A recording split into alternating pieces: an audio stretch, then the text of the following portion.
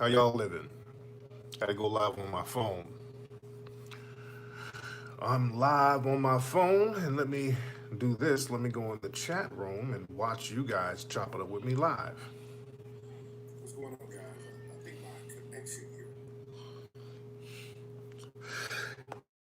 here. Excuse me. I'm sorry, guys. All right, I'm back though. I'm back. I'm back. I'm back. I'm back. I'm back. All right. Let me look at it over here. It's still a little janky. All right, it's still a little bit janky. Let me hear the sound. Look at it over here. It's still a little janky. All right, so I can read the comments up here. But how y'all living, man? How are y'all living?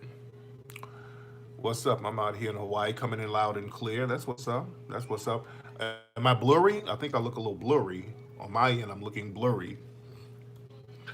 I need to put this thing up on something. Shout out to Brooklyn. What's going on in Brooklyn? All right. Shout out to Brooklyn. Shout out to the family. Glad y'all in. Oh, you sent me an email. What's up, Elevation Outlaw? I got that malware out of my computer. It was a brother who hooked me up last night, and I got that out. What's up, Jasmine Jade? How are you, dear? Harlem in the building. That's what's up.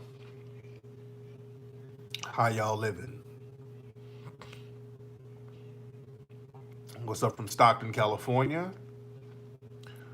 Glad to have you. It was a long flight, long 6 hour flight, very long flight, and it's a hell of a flight when you got three babies with you, three kids with you. TJ was fine. He was cool. He slept most of the time. TJ was real good. Asir was pretty good on the plane, but Mateo, goddamn, Mateo was a terrible two. Boy, Mateo showed his ass. That boy showed his ass from the house all the way to the hotel. Oh, Mateo was showing his ass. He was crying because we knew we had to get up at like 6 in the morning. So he was crying all the way to the car, crying on the way to the airport, crying inside the airport, crying in baggage claim, crying in security check, crying on the plane. He finally went to sleep a little bit on the plane. And then they got out the plane once we got in Hawaii, and him and Asir, they were just taking turns, turning the fuck up. They start running off. Asir just dotted out one way, and Mateo ran the other way. And then they thought the shit was a game, so we're chasing them around the goddamn airport. Mateo's ass tried to get on another fucking plane. I'm like, oh my God. And I had to chase him. I had to run through security. They're like, hey, wait. I'm like, I gotta go get my son. And he's about to board another fucking plane to Japan. It was a bunch of Japanese people. They're looking like, what the hell? Like, boy, nigga, Mateo's ass about to get on a whole different plane to Japan. I'm like, if y'all don't help me babysit these fucking kids, man, god damn. Oh my god, he's fast as shit, man. Man, man, man. So we finally got here. We chilling. Oh, that's why I'm late. It's been a long ass day, and plus it's early here. 7 o'clock here. It's actually 7 o'clock here in Hawaii. Hawaii's like 2 hours behind LA. The janky phone edition. Is my phone? Is the connection still janky? You dig?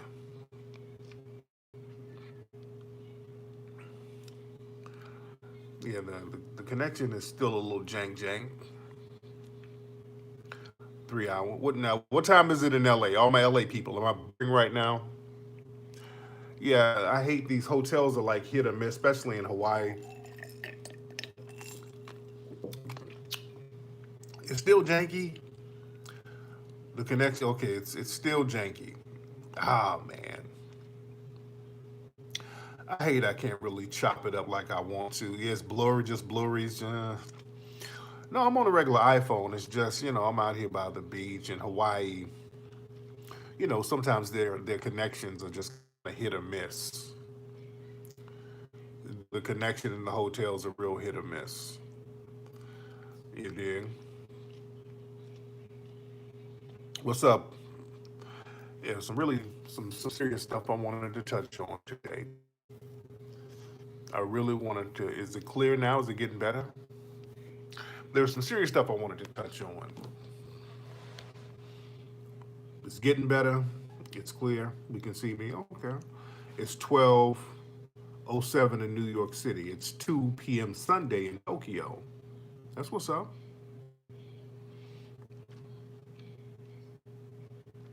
Last time I was in, yeah, I think the connection was better when I was in Hawaii because I was in Waikiki. I'm over here. What's the name of this town? What's the name of this place? Aulani. That's where I am. Aulani. So I'm about 45 minutes outside of Waikiki. The audio is good. Okay.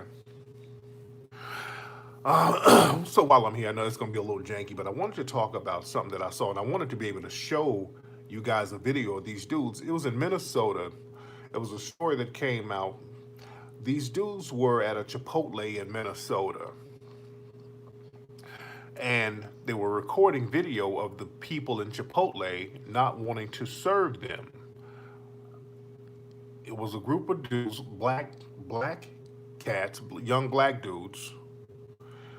They wanted to get some food from Chipotle, and the workers there didn't want to serve them because they said they looked like some people who kind of scammed food, got some food and left. And the dudes were on Twitter posting the video. They were like, "Hold on, let me pull that up. Let me pull that up. Let me pull it up. All right. Hold on one second.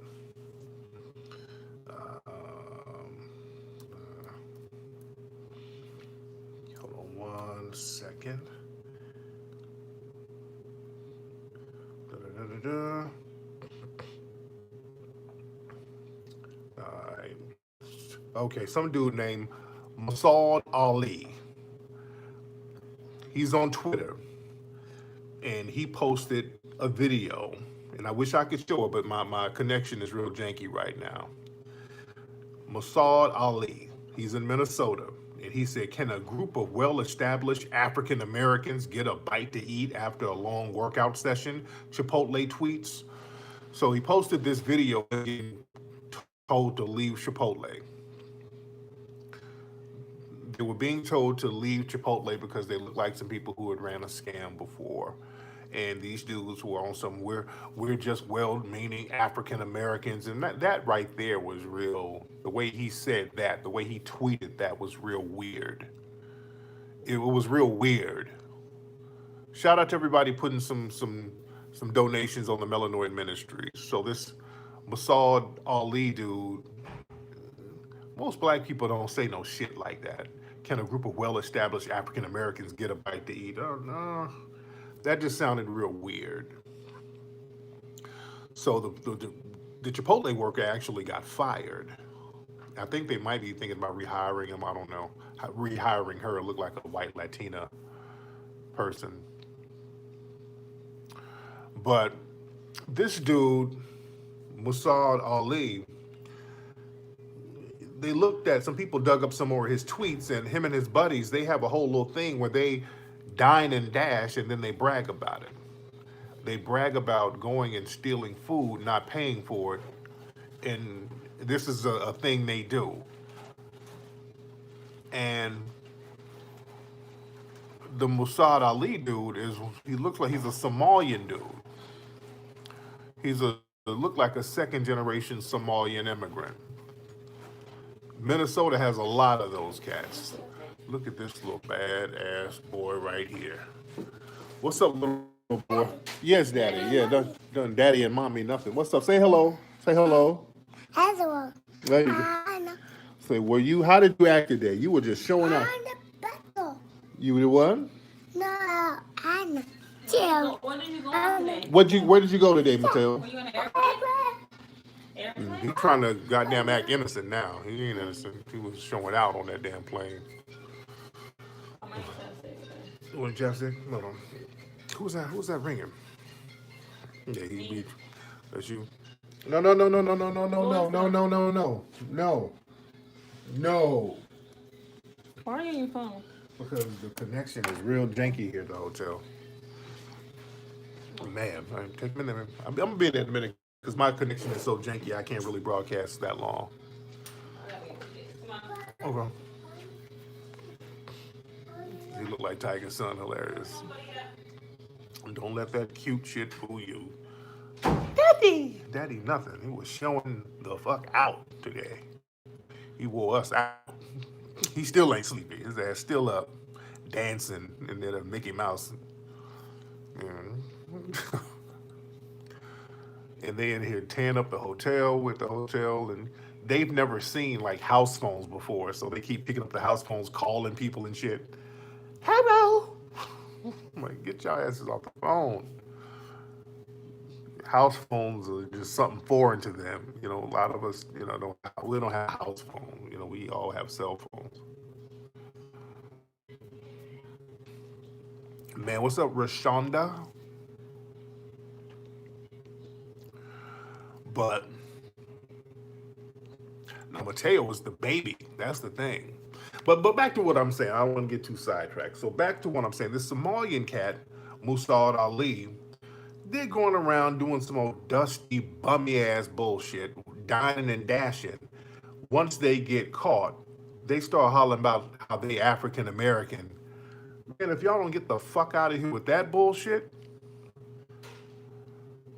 no, no, no, no, no. And now when people pull up their tweets of them scamming, people are on some talking that race card bullshit. That we get the brunt of that.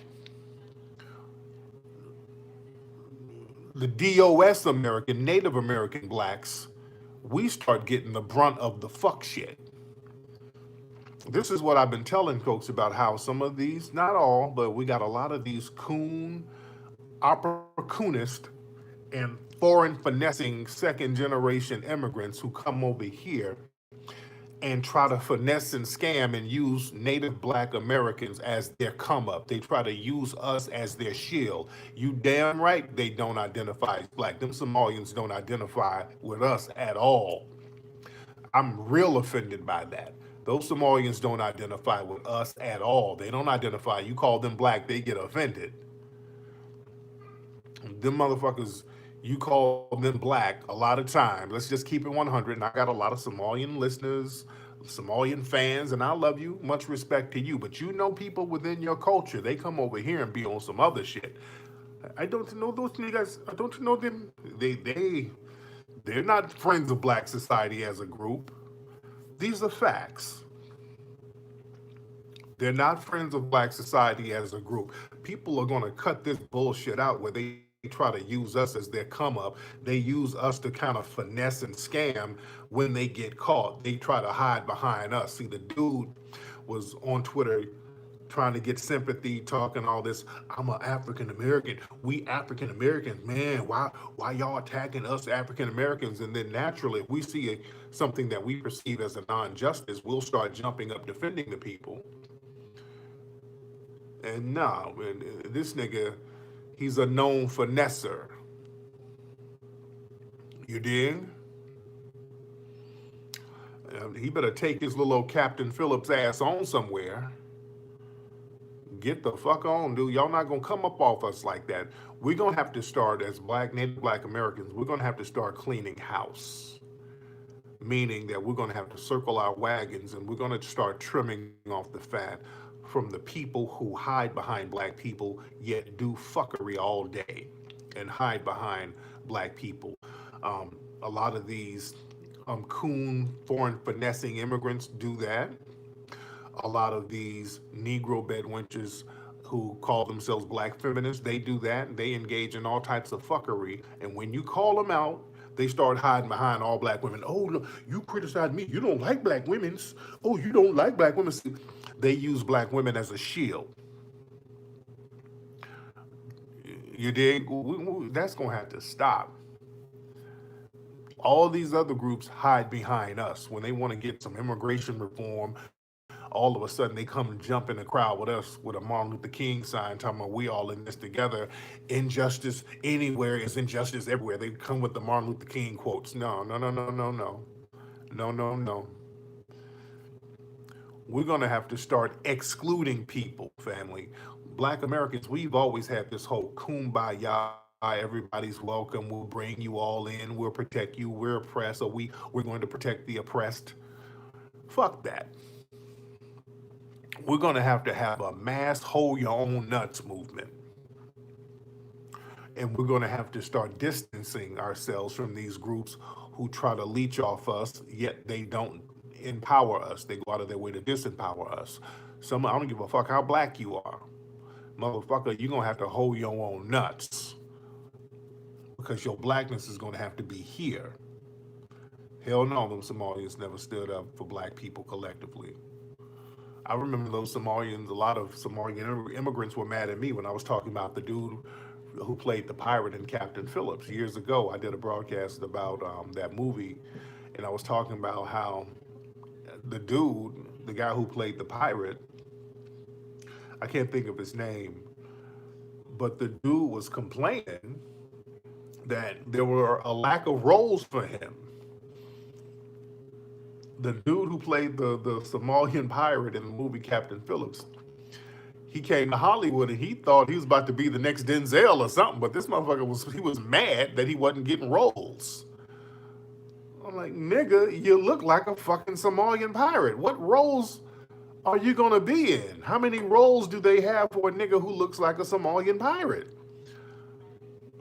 And some roles are just meant for you. Sometimes you just get born into a role.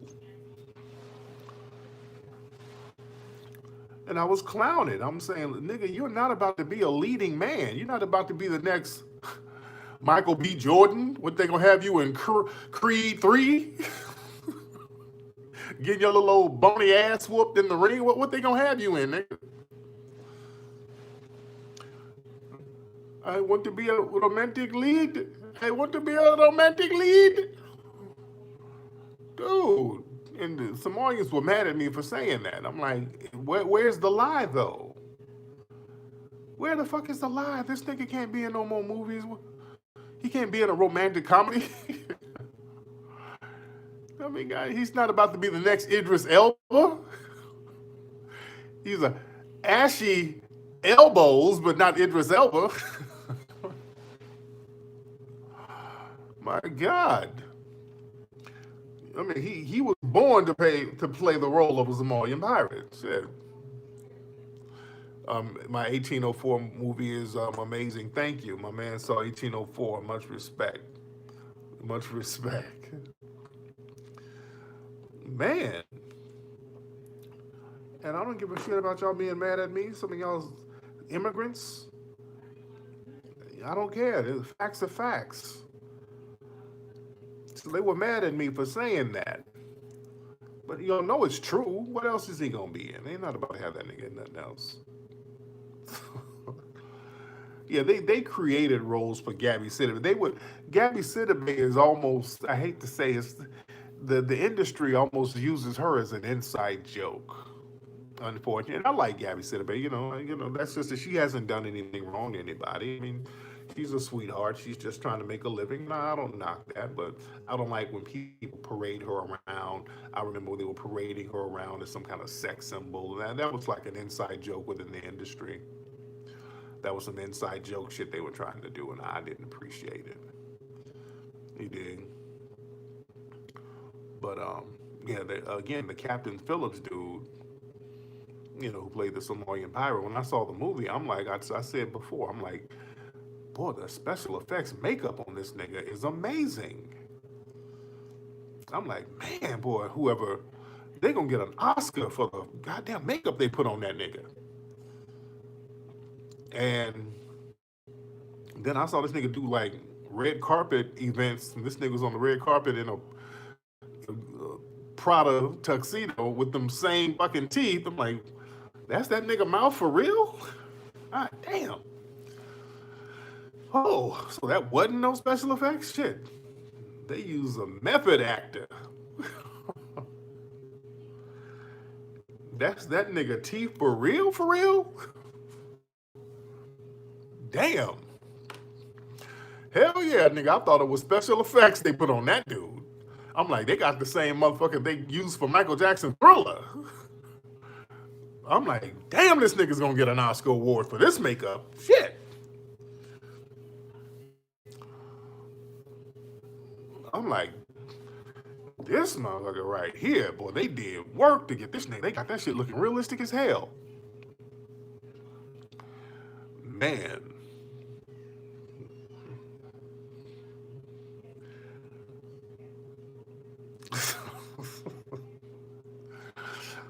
I'm like, nigga, what? You trying to be a romantic lead with them fucking teeth? I cannot see this nigga running with his shirt open in the rain, hugging bitches. I just can't see it. Nigga. So he never got paid. I think he got a nice chunk of change. Well, what else he gonna play? He gonna play a pimp and hustle and flow? It's hard out here for a pimp. It is hard out here for a pimp. It is hard out here for a pimp.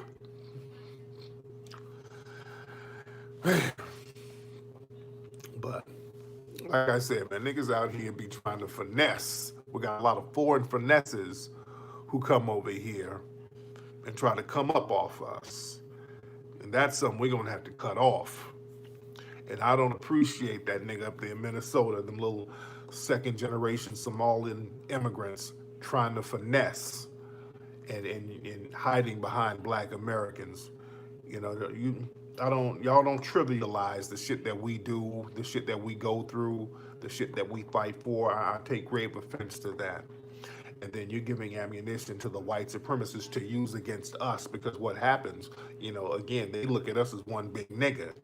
Even though these Somalians, they think there's something else, they look at black folks as one big nigga. So when they pull a twist like that and do some old janky, dusty ass sucker shit on some dine and dash and then hide behind black Americans, we get the brunt of that. You know, we get the backlash from it. And that goes back to, like I told y'all before, the whole concept of checking in. The whole concept of rappers checking in, and I broke this down before, and this is a testament as to why that was so important.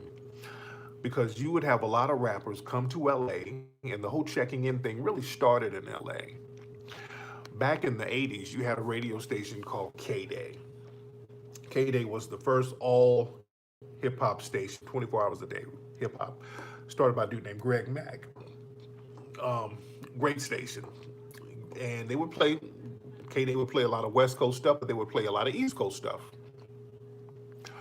They would play a lot of East Coast stuff, so a lot of rappers from the East Coast would come out to LA. And, you know, they perform at Skateland, World on Wheels, the Casa, different places around LA.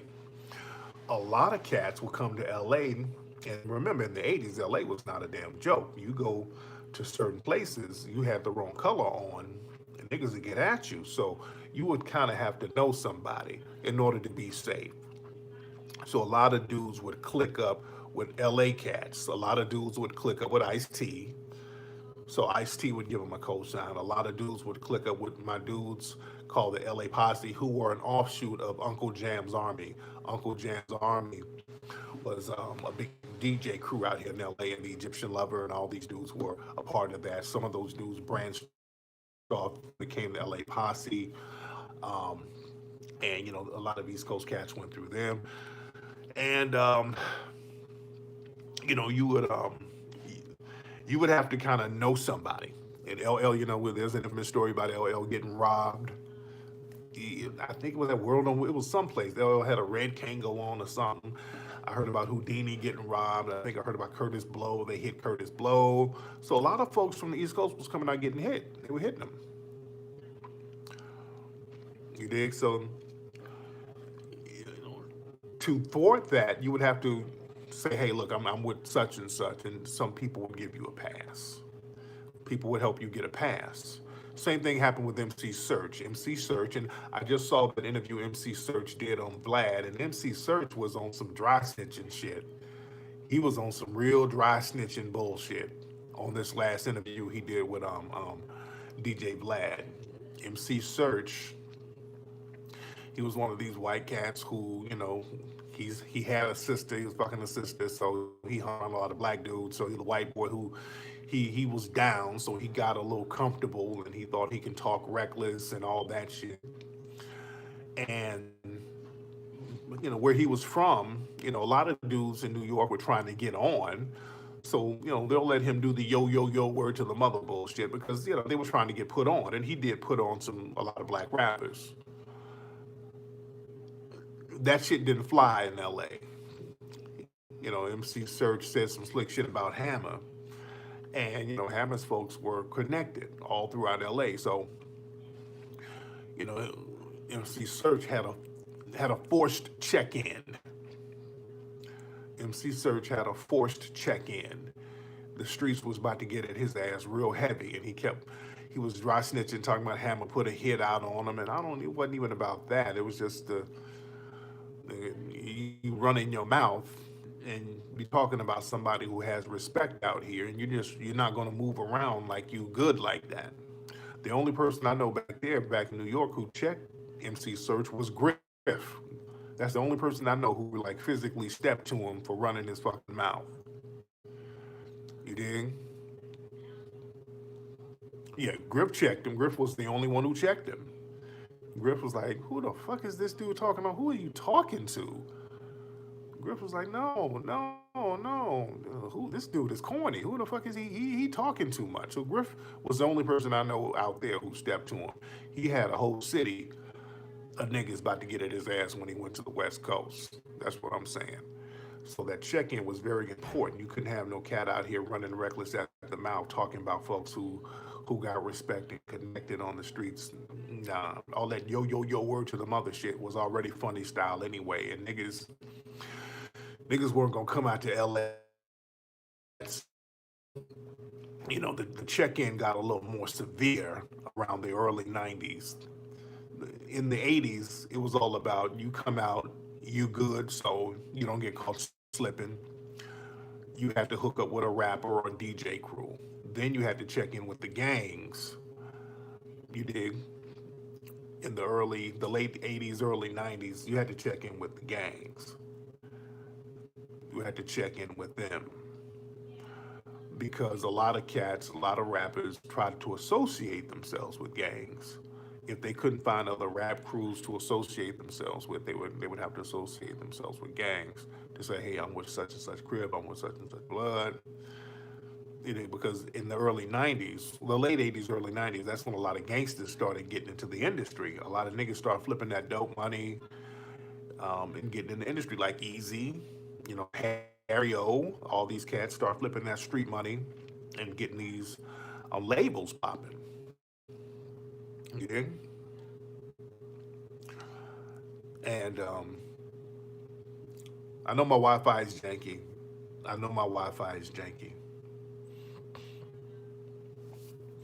But cats start coming to LA, and niggas start taxing them. Especially when they would come to LA and try to work with cats and not pay them, because that's what happened with the whole Vanilla Ice thing.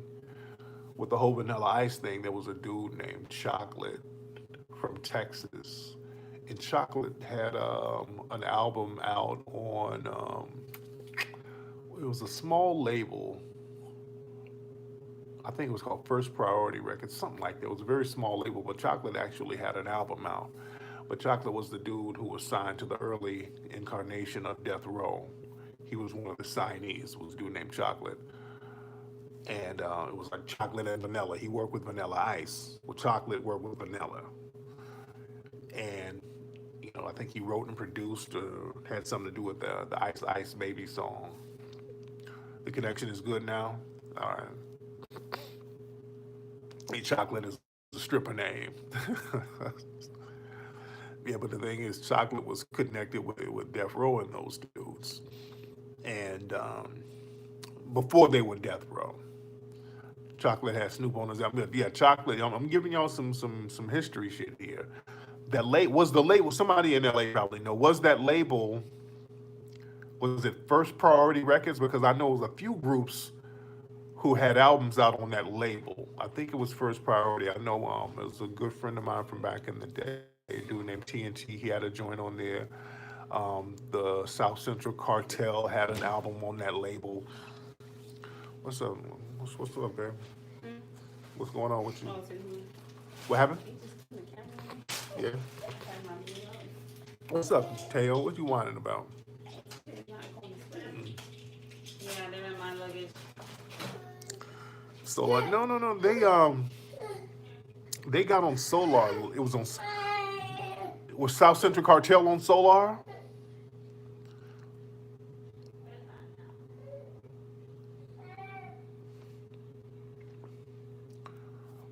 With the lights flipping houses,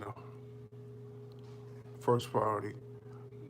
No, it must have been on Solar later. They must have got down with Solar later, but I remember that it was on. I could have swore it was First Priority Records. Let me Google that shit while I'm talking. I'm asking y'all. I could Google it. I'm just using memory. Hold on. Hold on.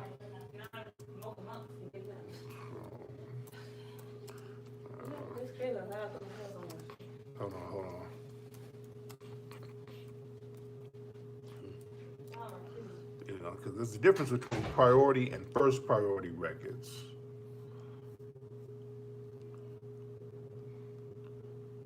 Hold on. Social Madness. What the hell was that label? Hold on one second. I'm going to show y'all the name of that shit. That was my shit back in the day.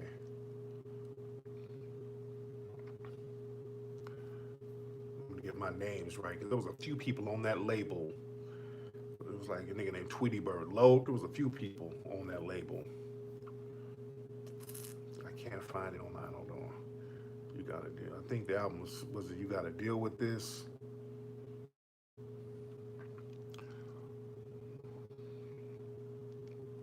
It's hard to look it up now. I don't want to waste time looking it up. Yeah, I don't want to waste time looking. No. It wasn't Priority Records. Priority is different. No. Priority is a different. No. It's not Priority Records. It's not Priority Records. Hold on.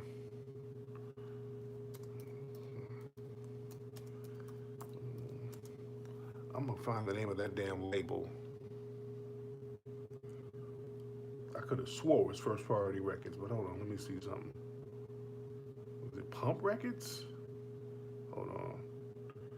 Quality Records. Okay, my bad. Quality is not First Priority. My bad. It was Quality Records. There you go. Remember, I'm getting old as fuck. It was Quality Records. That's my bad. It was Quality Records, because I knew they were on Wilshire. Quality Records. My bad. It wasn't First Priority. It was Quality Records. That's the name of the label. Quality Records. Quality. It was a few people on Quality Records. I think Chocolate, his shit was on Quality Records. Let me double check that. I just had the name mixed up. It wasn't First Priority. It was Quality Records. It had a lot of early West Coast independent stuff on that. It was Quality Records. That was the label. Yeah, that was a small indie label out of LA. What's up, Savannah the Great? How are you, dear? How are you, love? Yeah, that was Quality Records.